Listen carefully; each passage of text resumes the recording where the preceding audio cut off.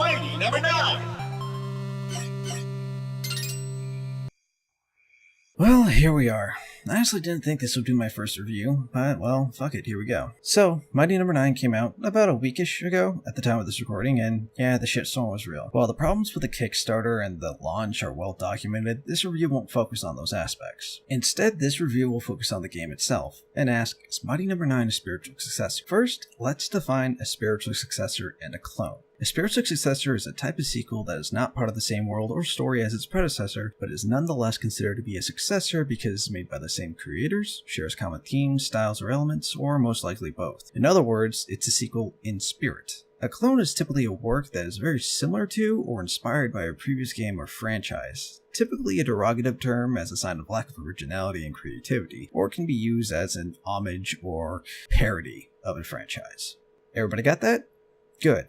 Now that that's out of the way, keep those definitions in mind as I go into the review proper. Plot-wise, Mighty number 9 stars Beck, a reluctant robot hero who must stop his brothers and sisters that are going haywire attacking humanity in various human facilities for unknown reasons. Now, if that sounds familiar, it should, since it is trying to take up the mantle of the Mega Man series, but it's what Mighty does with the characters that would make the major difference, right?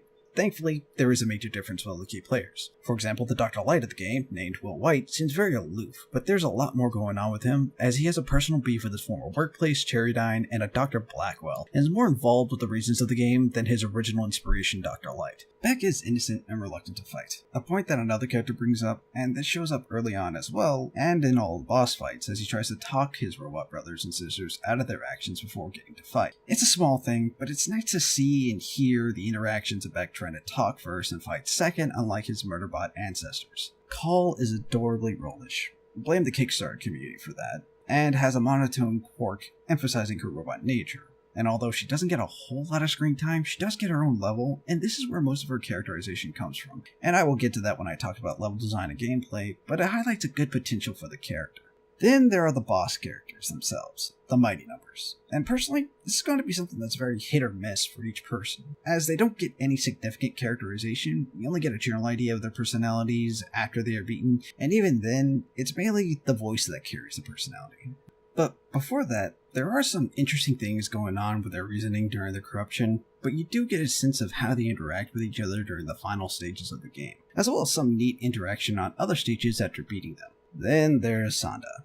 He honestly gets no real development other than the cowardly trope, and only serves as another human mouthpiece to fill in some gaps in information that Beck and Call wouldn't know. Everyone else that pops up either gets too little screen time or has information about them that goes into spoiler territory, and I'm trying to limit that as much as possible. And although story-wise the game doesn't break new grounds with its storytelling, it honestly does a lot more setting up the plot. And even though certain points are intentionally vague, anyone with a healthy amount of reasoning can connect the dots to the big reveal. It isn't on the level of, it was Wily/Sigma after all levels of pants-on-hand redundancy, and is legitimately a nice change of pace that I wish the Mega Man series had taken a route on in their installments. It would have been a nice shake-up to the usual formula. And speaking of not breaking new ground, I will admit that there has been a lot of blasting of the game's graphics looking terrible. On a personal level, I don't mind them. Now, keep in mind I am playing the PC Steam version, so that might have made all the difference in the world. As to me, the graphics look fine. It represents the art style really well, and feels kind of like a compromise between the simple 8-bit graphics and the 16-bit SNES graphics from the Mega Man series.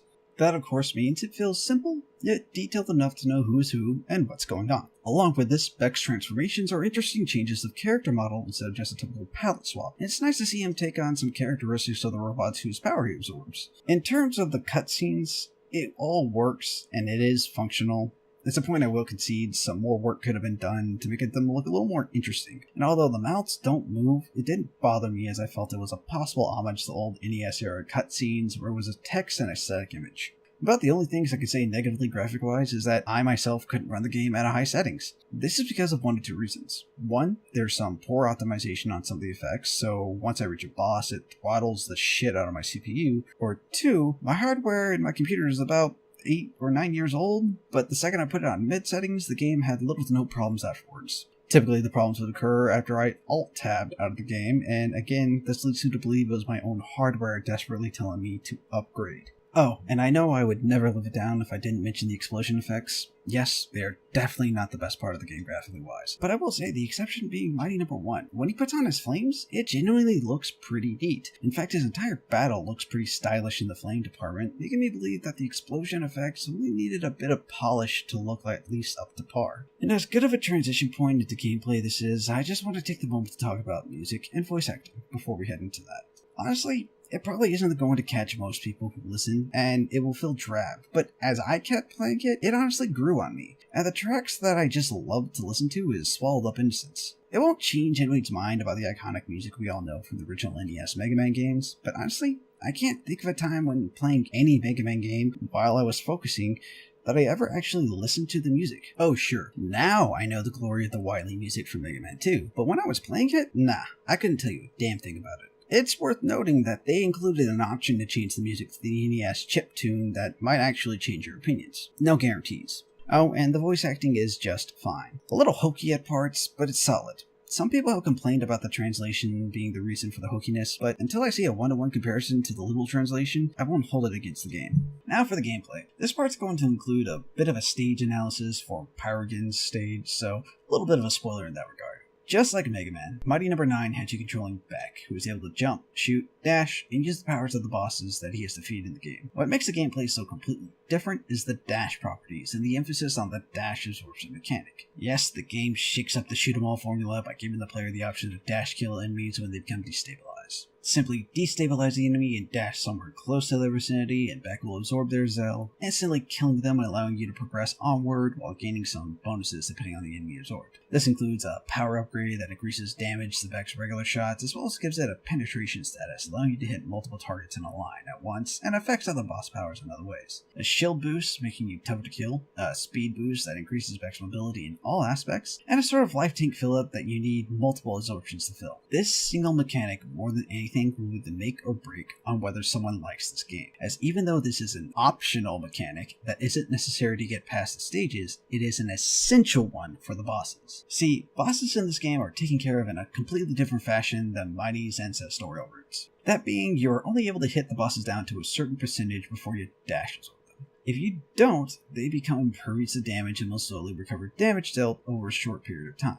Now, this mechanic might seem counterintuitive. I felt it was a brilliant addition, as not only did it make thematic sense, remember, Beck isn't trying to kill his brothers and sisters, but save them from what's making them go berserk. It means the tried and true method from the old Mega Man games, and other action platform shooters like this, the keep the far the fuck away and dust this bitch to the ground, isn't going to work. It means you have to rethink your approach to boss combat to keeping far enough away to avoid damage, but close enough to rush in and absorb their Zells at the right moment. It's a really awesome mechanic for boss battles, and it's a nice change that makes it stand out. On the subject of the powers themselves, one of the major aspects of the game that, funny enough, people complain about were the powers. In fact, a lot of the complaints in general mirror a lot of the Mega Man series. Specifically, power viability and use. Some individuals complain there's absolutely no reason whatsoever to use any of the powers. Even on the bosses, as even on them you can take them out with a little bit of effort and base buster. And quite frankly, this assessment just baffles me as a negative.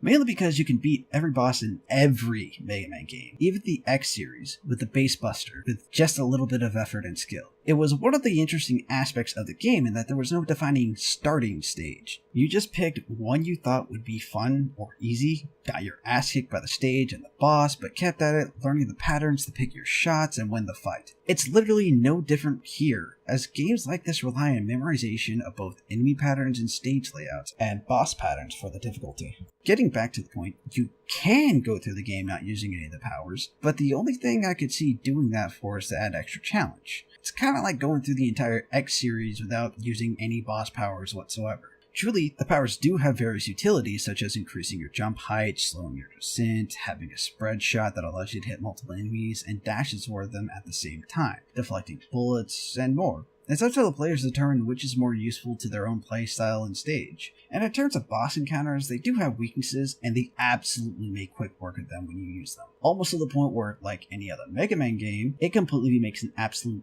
joke of their pattern. Some even have a few extra details, like Mighty Number 2 falling and crashing, making her vulnerable to a few more shots before she gets back up, or getting rid of Shade's invisibility, or even breaking Brand's weapon, changing his attack pattern. while others are just fucking meat sponges, looking at you, Mick, and even with the weakness, takes a bit of time to whittle them down. Mercifully, there are 2 ways to restore power for your weapon, either dash kill or just wait.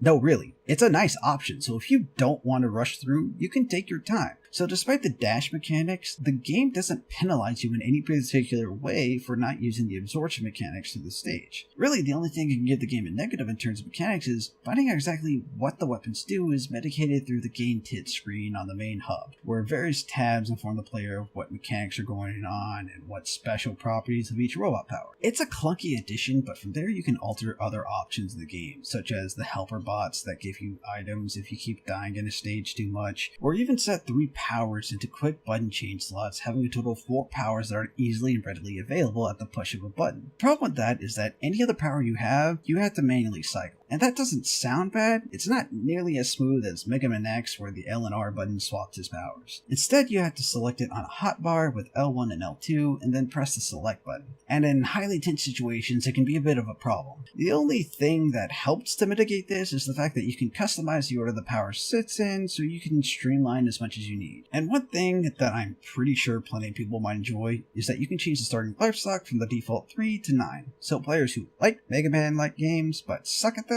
go to town. There are no adverse effects for using this. Then there are the stages, which is another big complaint and the final topic of the review. And honestly, this is another one where I scratch my head a bit. But before I get into that bit, I want to bring up something that a lot of people just seem to neglect. By now, I'm sure most people may or may not have seen the amazing episode as sequelitis that Egoraptor made, talking about the amazing starting level of Mega Man X, and the level design philosophy for Mega Man. Most of the design philosophy is intact with Mighty No. 9. Before I go on that, however, there's something I need to address from that video that Egoraptor didn't focus on, that being the difficulty spike. Although he had it right that the game would introduce challenges to you to show you the challenge before even letting the player attempt it themselves, often stage in the game would take that challenge and crank it to 11 really fast. Take, for example, Quickman stage that is so eloquently used in the video. Yes, it funnels the player and lets them know danger is approaching. The problem with this obstacle is that the second set of laser obstacles gives no actual clue to the player. It's just sudden and intentionally set out to where if you haven't played the stage multiple times, you wouldn't know the pattern, nor would you get it on the first try. Along with instances of that, there are newer stages in the franchise that rely on instant death pits or spikes, a la Wily Stage 3 on Mega Man 2, which wouldn't be that big of a deal if it weren't for the fact that Mega Man drops like a second bricks with 2 times gravity pull. Just play Wily 3 on Mega Man 2, and the most you could say when you get to the water is that spikes will be featured. I bring this up because in contrast, Mighty No. 9 doesn't have near as high as a difficulty spike. Like Mega Man, Mighty No. 9 introduces obstacles to the player and will often pull those obstacles later on in conjunction with another one. For example, Mighty No. 1 stage, Pyrokin, starts off with a wall you have to ledge grab, which becomes important through a good bit of the stage as that's how you need to get past certain obstacles. It then introduces the oiled floors and an enemy who extends a fire stick, telling the player that these will be dangerous, and, well, is hinting at other enemies who may have a fire-based attack. A little before midway, the stage introduces collapsing platforms in a safe way that is fairly hard to die from, and further on uses them in conjunction with the previous hazards. There is more to the stage, but for those who haven't played the game, I'll stop as I don't want to spoil too much. Maybe later I'll make a series doing a critical analysis of all the stages. Who knows? Let me know in the comments below if it seems like an interesting thing. Amazingly, Mighty No. 9 also takes its page from Mega Man X and X3 in that bosses you clear will have an effect on other stages.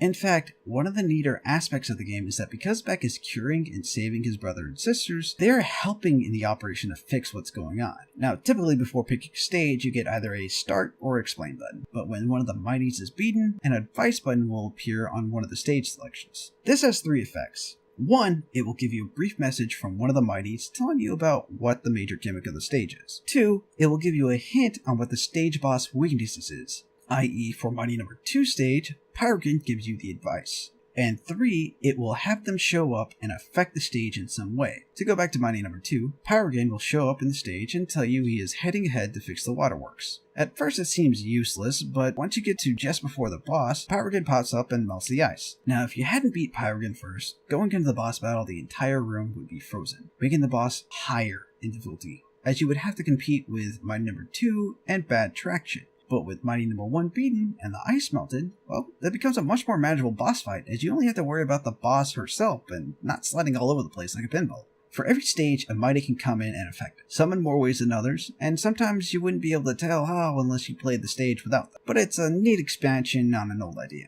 And speaking of all the stages as a whole, about half the stages stick to more traditional platforming sequences, like Mighty No. 1 stage, but the other half have a clearer emphasis on the dashing mechanics. And as solid as they all are, in my opinion, the ones that go off the typical Mega Man fare are the ones that shine the most. Sure, there aren't many branching paths, but the game has plenty of hidden or out-of-the-way items that feel awesome to find. In terms of level length, there have been a lot of complaints about levels are being too short and too linear, but personally feel they're the perfect length and the right amount of difficulty to not overstay their welcome. In terms of linearity, well, that's the nature of the genre. As neat as it would be to have, say, hidden armor capsules, the fact of the matter is that it's sort of a brand new IP. It doesn't need to be overly complex, and it has plenty of variety, so not having major secrets just isn't a big deal. Case in point, Shade's stage is drastically different from the others, and Call has her own stage, which is a neat little romp with an emphasis on stealth because she can't absorb Zell. In fact, she has a barrier and a souped-up gun that hits harder but shoots slower than back. Hell, after beating the campaign, you unlock co-op challenges, and even online races where you and another person race to get more points or combo or objective. It's a really neat feature if you can get it to work. And there are solo challenges ranging from getting to point A to point B as fast as you can, to break the target, to other challenges with a basic buster to the weapons you gained along the way. And if you are into it, there's a leaderboard that covers both time and points so you can complete for the top spot. That brings me to a quick topic of speedrunning.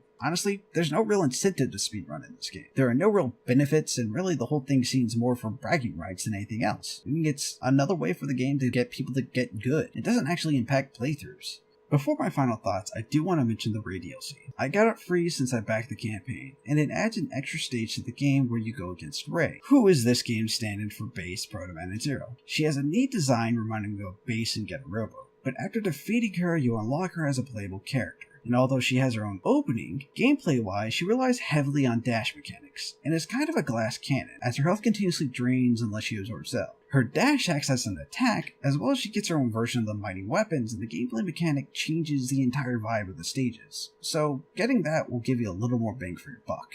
Overall, Mighty No. 9 is in fact a solid game. If I had to give it a rating based on the core game alone, I would get somewhere between a 7.5 to an 8. And that's because of how much extra content is in the game to begin with, like the challenge modes, 3 extra difficulties, options to make the game harder or easier. With the raid DLC, it jumps up to an 8 to an 8.5 because you are essentially getting 2 core games. Overall, the game could have used a little more polish, and it does have a few problems, such as optimization and various other bugs. And it seems I lucked out and had minimal problems with the game, even to the point where I found the controls to be highly responsible, and I never felt I had a cheap death. The amount of fun I had with the game overshadows a lot of the problems that I experienced and noticed. I genuinely hope Inafune and Kamsa make another game in this series, as this has so much potential in comparison to the decayed husk that is the Mega Man franchise. It's not even funny. If nothing else, the game set up the foundation for an amazing sequel, and possibly other spin-offs. I would not complain if Call got her own game.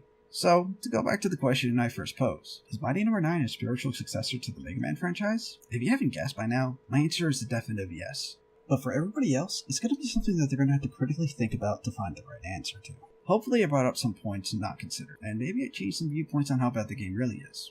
Before I end this, I really just have one thing to say, and I feel it's something the community as a whole needs to think about. If all the popular negative aspects of Mighty No. 9 are direct elements that most people praised Mega Man for, maybe, just maybe, the gaming populace as a whole needs to relook at the franchise without the nostalgia bugs, and determine if we really want more, or whether it's time for the franchise to be lowered into its grave permanently. Initializing power down sequence. Until next time.